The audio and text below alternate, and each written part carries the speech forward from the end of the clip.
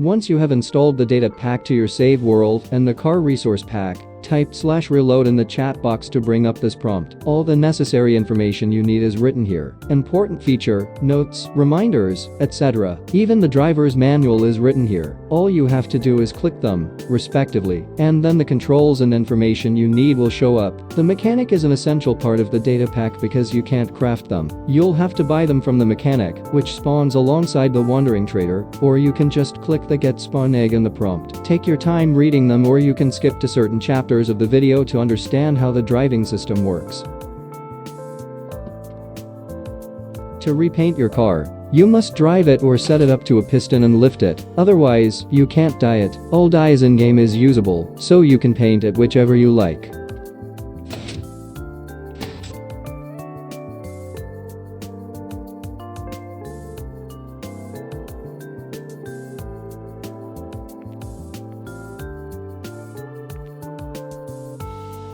When you first bought your car and spawn it, look at the fuel gauge and you'll see that it has no fuel. There are only two fuel sources in the commands or code, those are coal and lava. Using lava will set the fuel capacity up to its maximum, regardless of how much is still in the system. You just have to get close to the car and right-click it where you previously right-clicked it when you repainted the car. A reminder would prompt when the fuel tank is already full.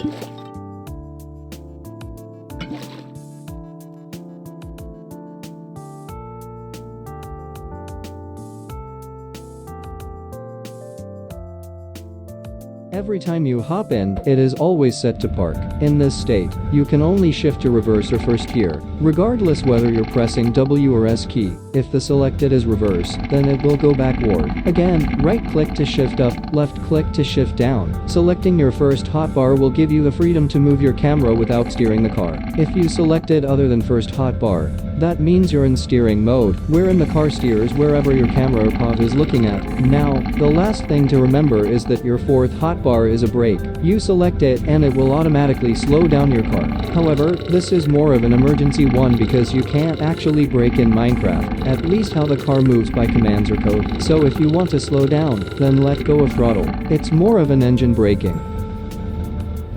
For the sport kind, you can basically shift at 3k, 4k RPM or at redline. There is, of course, a difference, that is fuel efficiency and also acceleration. Keep in mind that the RX-7 in this data pack only has 18,000 in-game scoreboard value, or say 18 gallons. It's important to point out that it's not accurate to real life. By the way, the speedometer tells block per tick instead of kilometer per hour or miles per hour. It just basically says that you're driving at, let's say, 0.3 or 0.5 a block.